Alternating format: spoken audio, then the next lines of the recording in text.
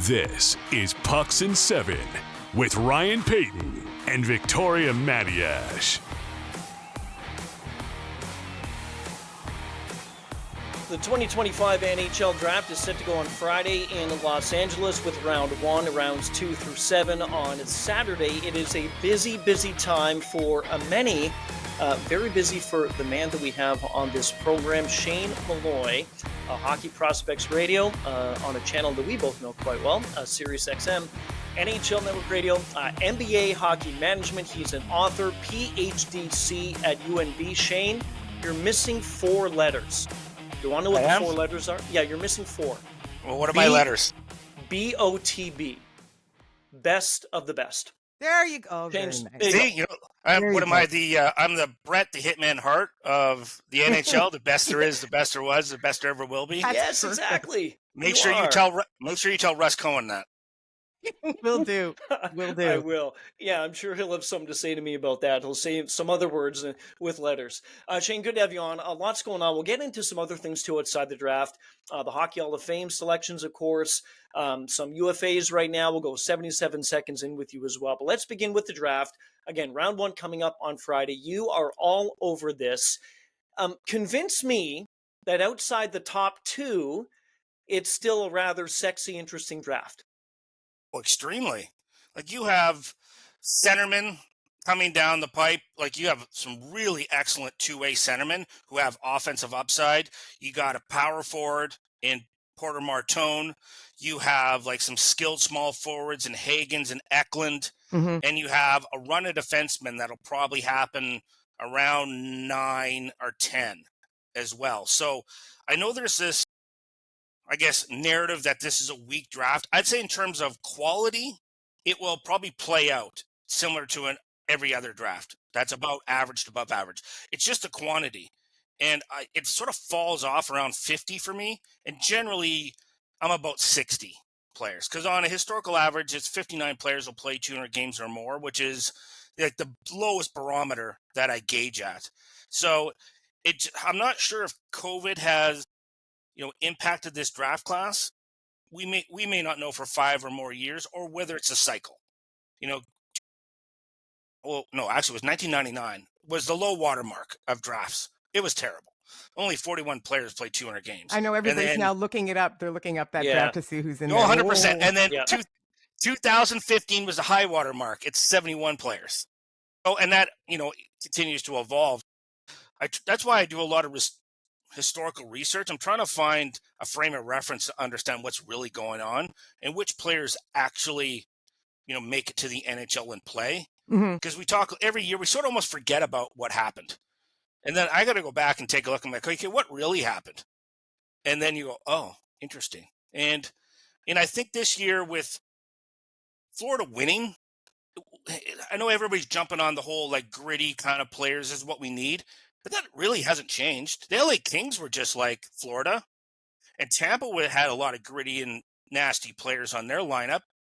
And then so did Vegas, and so did St. Louis. Yeah, true. It's like the only team that really was more skill-based comparative to the last Stanley Cup champions was Colorado.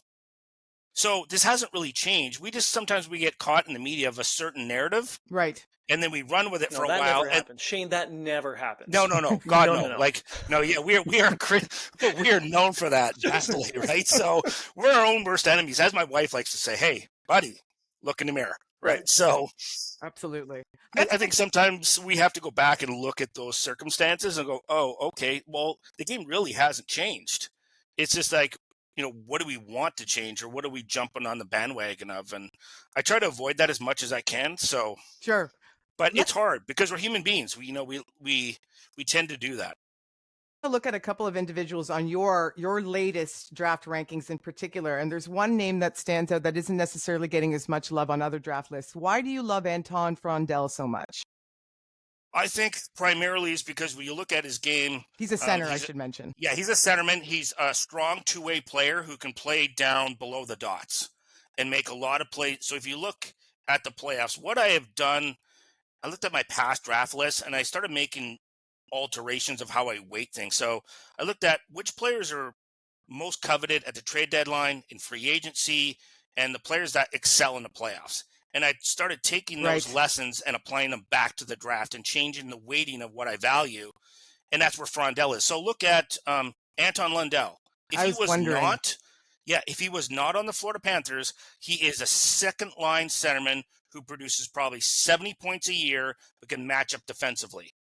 Anton Frondell, I think, has more upside offensively. Wow. And he could end up being a 75-point-year guy but matches up defensively. And there's not much you can really do. Like, he's really highly competitive, and he has a shot. So he's not the primary playmaker as a center, but he has a really deadly shot. It's really powerful. So I gravitate to those kind of defensemen, and a centerman. Center, yeah. And Jason Bukala laughs at me. So I had him on my show. He reviewed my top 32, and he goes, "Oh, I know exactly the type of players you like, right? Lanky mobile defensemen that are angry, the trolls with a stick, right? I'm going to beat you to death. And then I want big forwards up and down the wing, banging and crashing, and the two-way centerman. That's what I like, because I like winning in the playoffs. So I think my list definitely reflect that. However, that doesn't mean I'm not going to go after a smaller skill player, but they have to have a B game. And the majority of the time when I talk about the draft, again, Bukala laughed at me again, is we end up talking about the B game of players more than our actual A game. Is when you don't play, you look at it this way. If you're a really good forward, say you're playing 18 minutes a game, how much time do you actually have the puck on your stick? Yeah. Is that 5%? Mm-hmm. So 95% of the time, you don't have the puck in your stick. That's an interesting perspective doing? I don't think we're reminded of quite often enough. No, we're not. What are you doing the rest of the time? Right. Yeah. What are you doing the rest of the time to help your team win, whether your team has the puck or you don't? It's interesting. And so when I look at it from that perspective, I look for the B game. So a lot of my players is how strong is their B game. It's the trying to navigate the difference between the player's ceiling and their floor. And I really draft to the floor. And a lot of that is based on their cognitive performance. I go back and look for statistical analytical markers that tell me something about how they behave in the toughest environments they play in. Fair enough. If they don't execute in those areas, I put them down farther down my list, because when the talent pool compresses, the American League, and then again at the NHL, if you can't do it at those leagues, how are you supposed to be able to do that? Like how are you supposed to respond?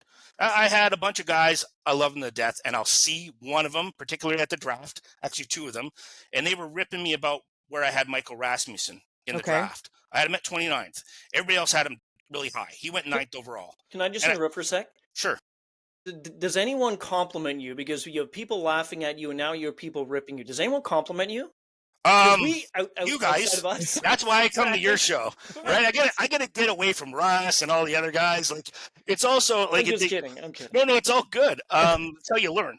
I'll take the barbs. That's why I put out my list first. I put it out May 15th. I will take the slings and arrows and the burning oil coming through the door. I respect first. that. I'm okay. You're saying Michael Rasmussen. What were you saying?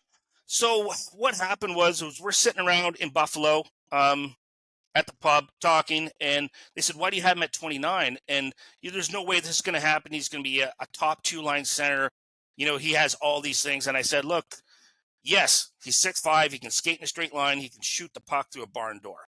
However, the majority of his statistics and his points were produced at home against teams below 500 on the power play, on back-to-back nights and three and four nights, but usually just back-to-back nights on the road against teams above 500, 600, 700.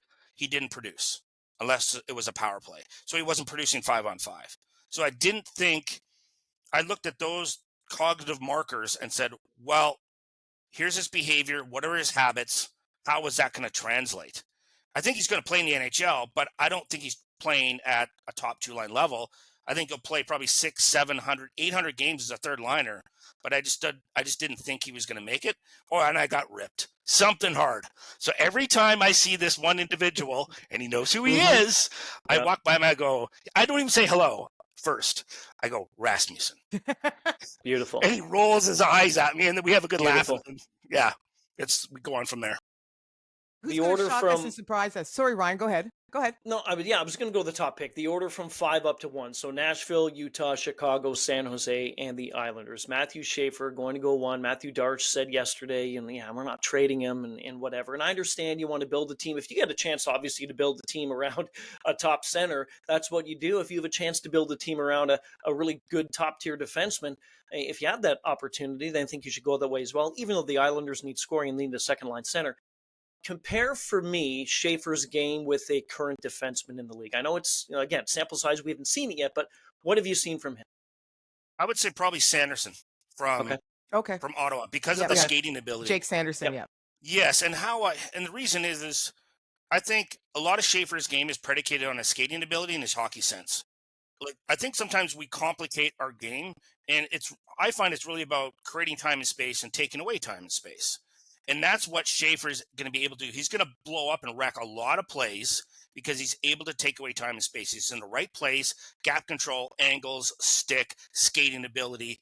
So defensively, he's going to be able to do that. On top of the fact, he's going to wreck forechecks because he's so quick, and he can map the game out. So he'll take a look, and he has really strong pattern recognition. He knows where his options are. Usually your first option is your best, but he's so smart, he might be able to exploit second options on teams. So for that, I find really fascinating. Offensively, because he can transport the puck, he can jump into plays, he can quarterback a power play at number 1. That's what I think really makes him special. For me, it's not just best player available. I find it a bit of a nebulous term, but I look at, okay, if you're drafting a player, particularly in the first round, you're drafting them for your organization and potentially everybody else's, because there is a chance that you may trade them off. And if you're drafting a primary skilled forward who doesn't really have a B game, then your options are limited. They can either play on a second line or they don't play at all. And then do teams want them? And look, I'm not going to pick on Buffalo hard, but look at Buffalo's, draft picks. Right. Like they have a lot of small skilled players, but they drafted so many in a row. Isaac Rosine and Noah Ostlund and Benson and Savoy. Now, to Benson's credit, he's really gritty, so that's a little bit different. But you can only do that so many times, and then does the rest of the marketplace even covet those players? Mm-hmm. And look at what happened to the value of Zegras recently.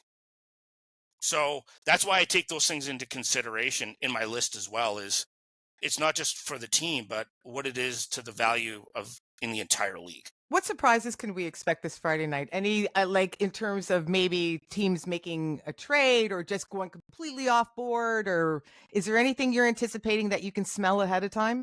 Well, there could be a lot of trades. I don't like trades for players at the first round of the draft, especially. Why? I think the day should be about the prospects. Right? We have free agency, we have trade deadline, we have the NHL stuff. Like, look, and I know the majority of the focus is on NHL players, and I live on this island, right? Myself, mostly. Now, there's a few guys out there too, a few people that do it, but I understand that. However, there's a lot of teams looking to make trades to upgrade, but there's not a lot of sellers. So I think I've been talking to guys. There's a lot of door knocking, but nobody's home.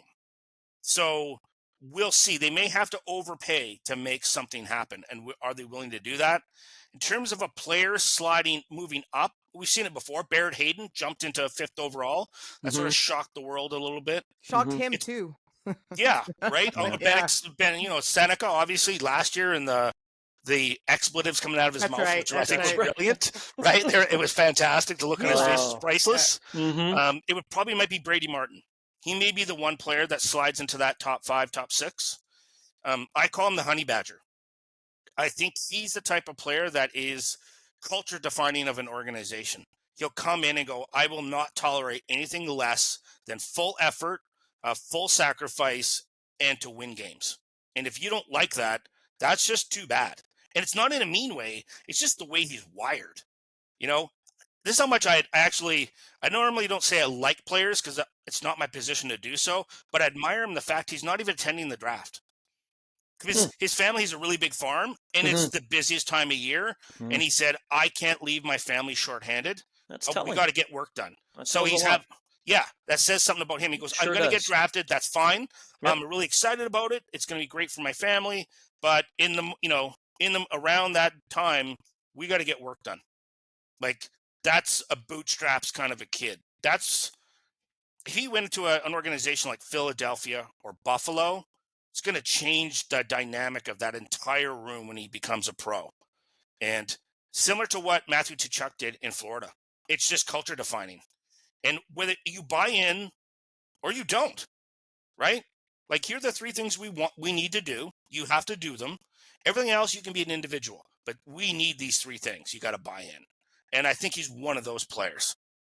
I think that's going to impress the hell out of GMs, the fact that he's plowing fields with his family because it's a responsible thing to do, as opposed to joining the party. Of the individual. It's impressing me. Oh, it speaks to character is right, Ryan. You're bang on. It's understanding priorities, and it says something about his habits. Right. Like, what's a priority to me is I try to break down somebody's behavior, and then I look for their habits, because the habits dictate behavior dictates your character.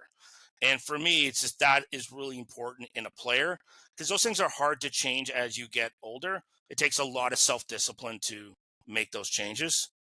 I had to do it myself. I'm not like finger waving from above. My grades in high school were garbage. I mean, absolutely awful.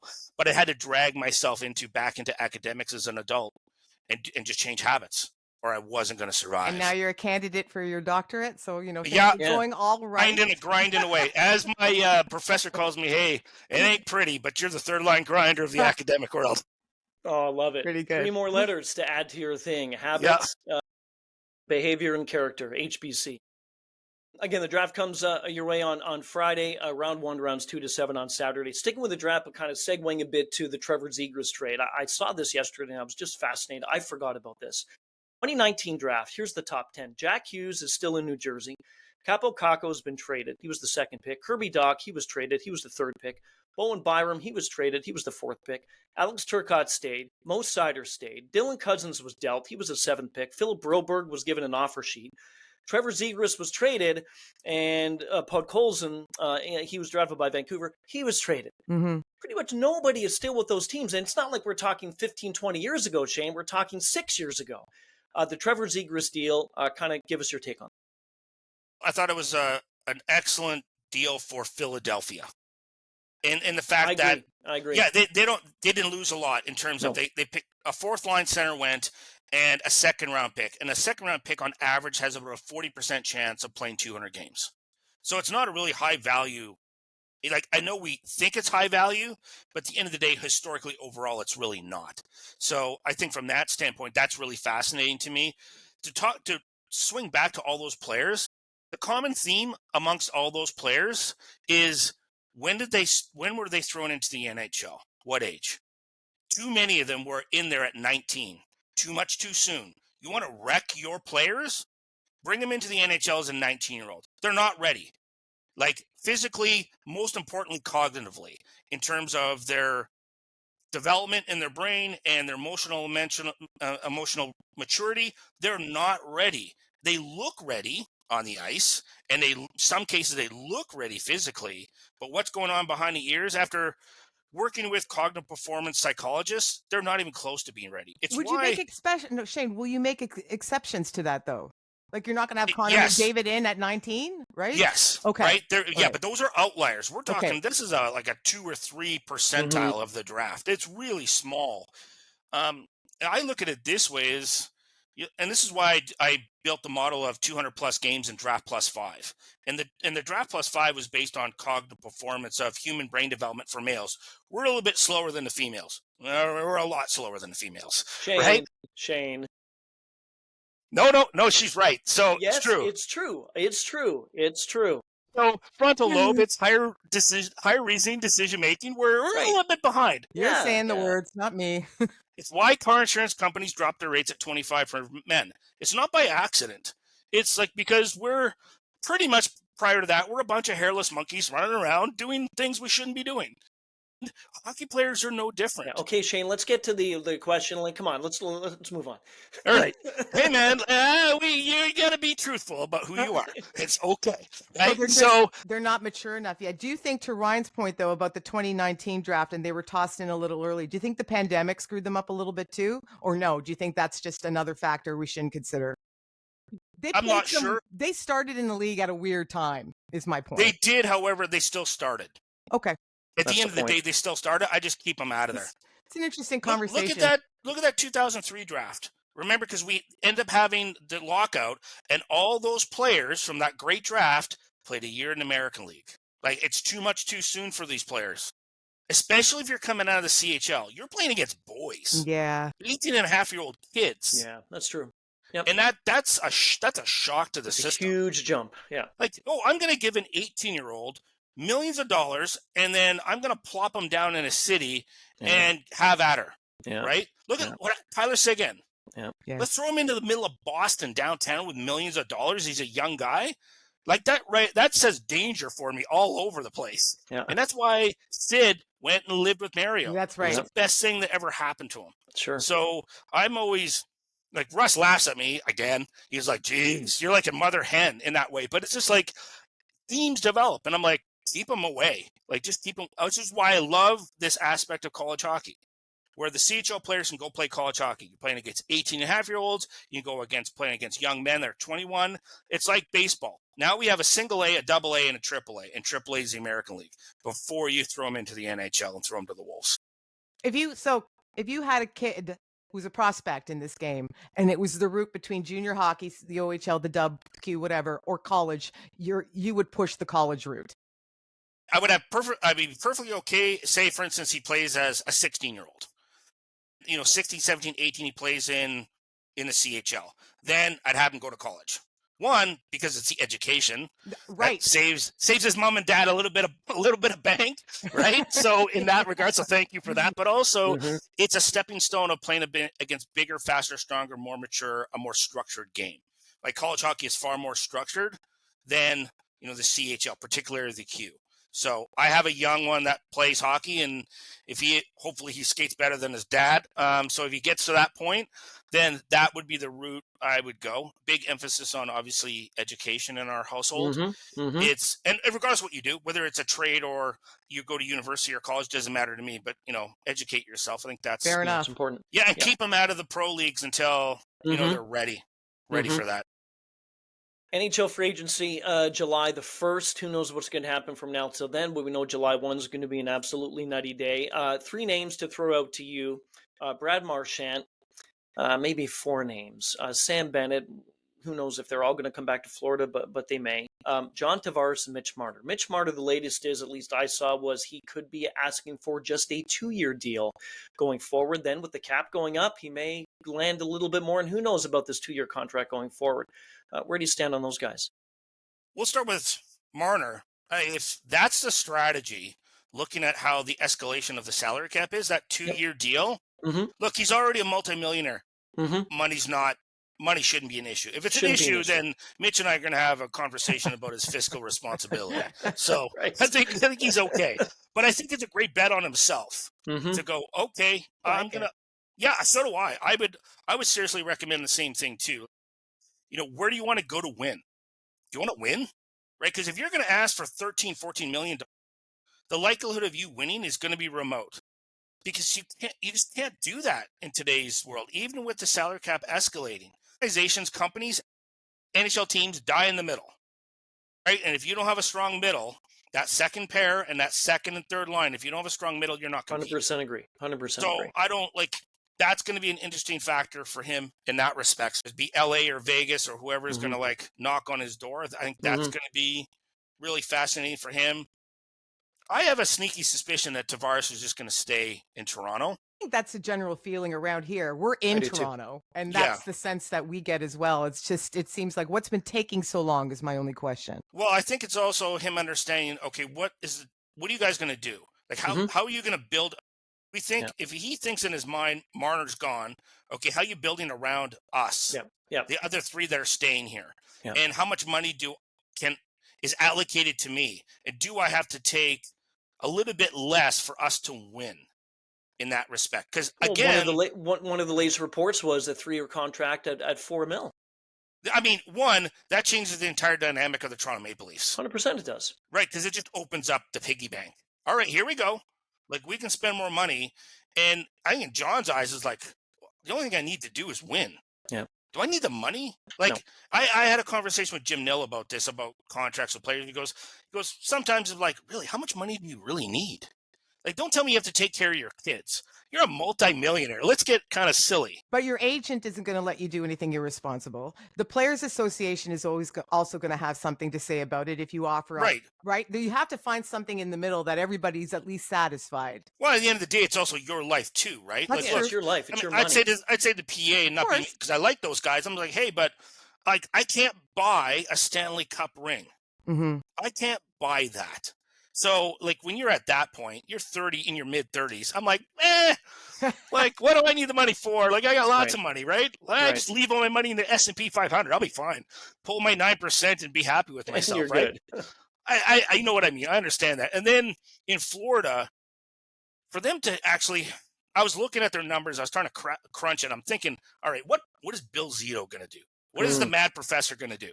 Because anytime he comes into a press conference, he looks like he just came out of a lab. Right, all wide-eyed and all excited. Oh, yeah. I love Bill for that. Right, he's fired up, he's passionate, and it was just like he was cooking up some experiment.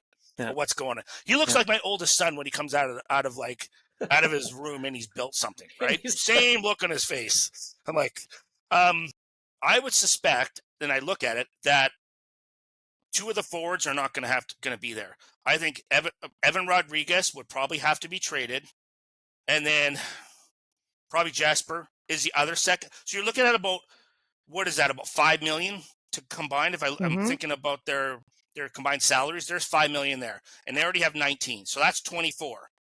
So that pays for those three players plus probably a backup goalie.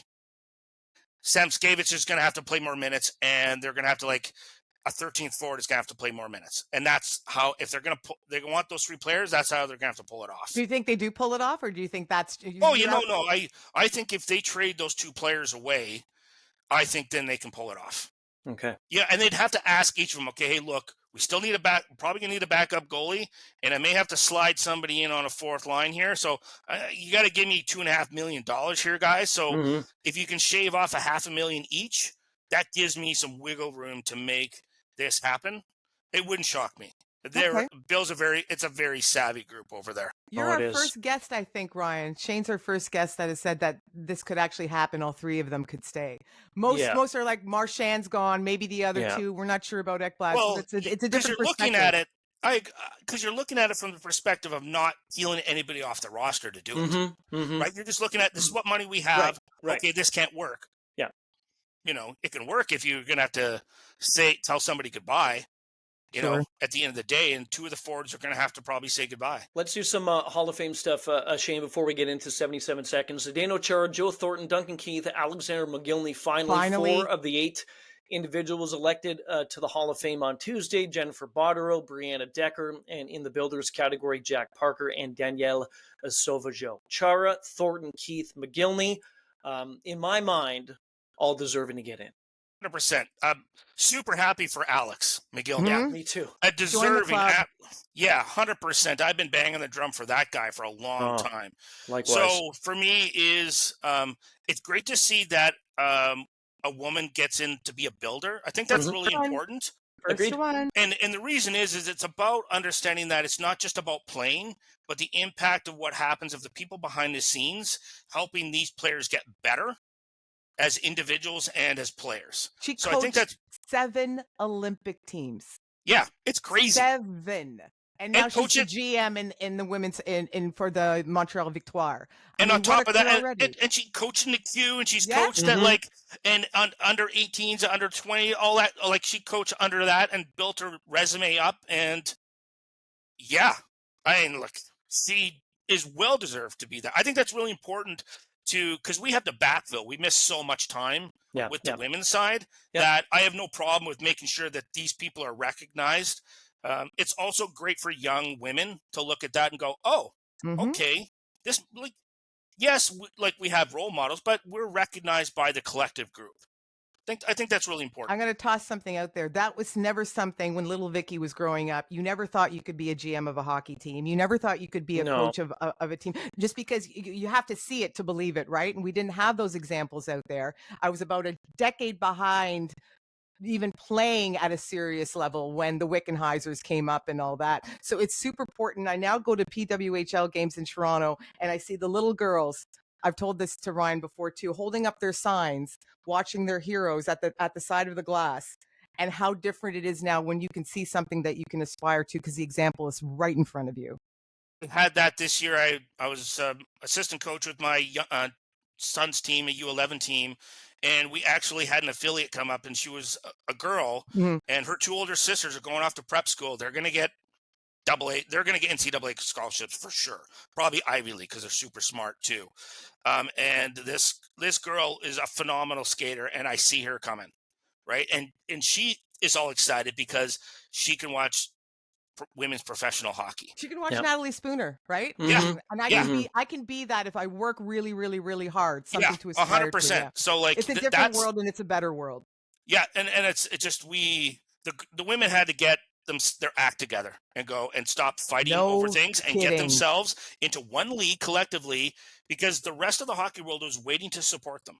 Right. Full bore. Well said. Waiting to support them. Well said. And I think now clear vision. And it's just moving fast, and there's going to be more expansion teams and more expansion teams.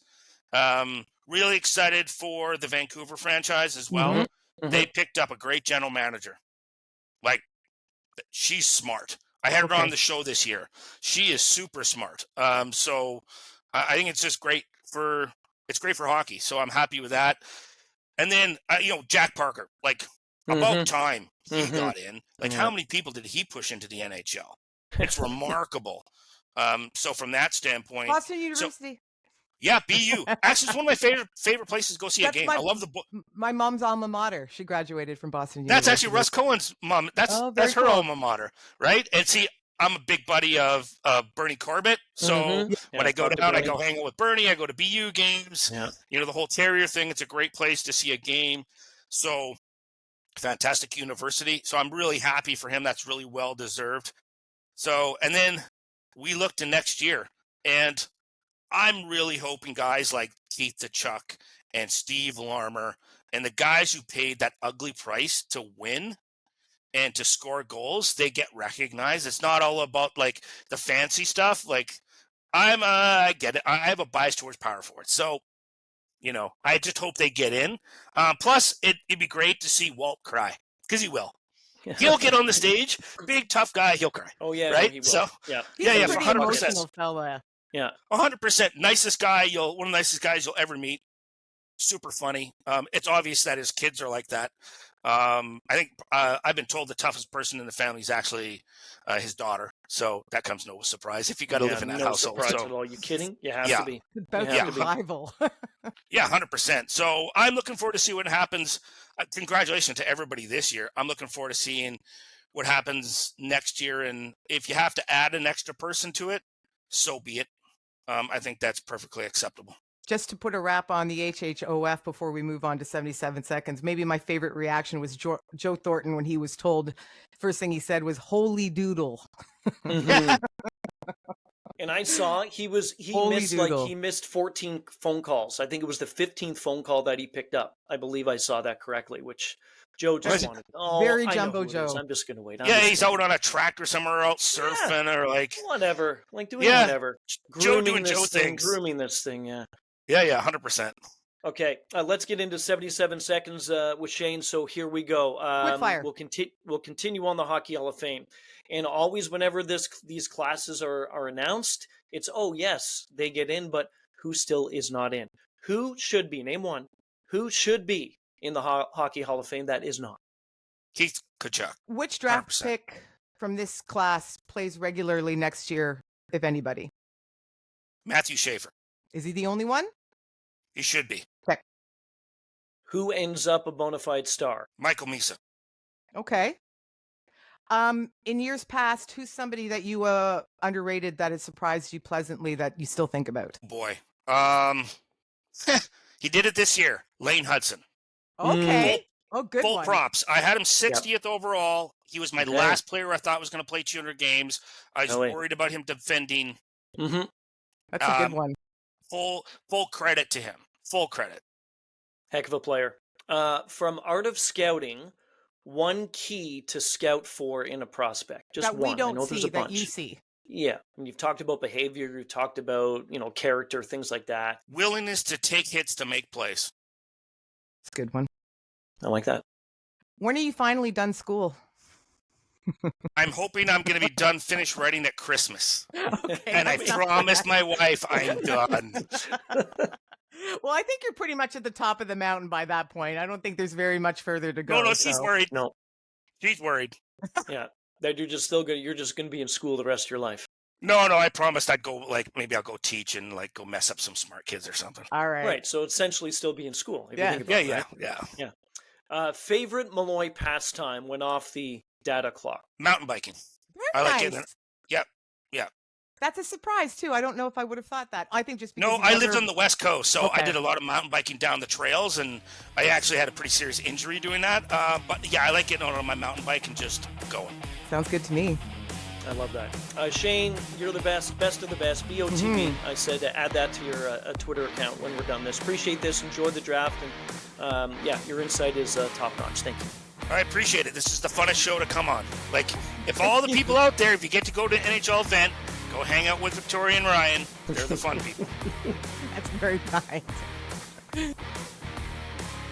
This has been Pucks in 7, available on the SiriusXM app and wherever you get your podcasts.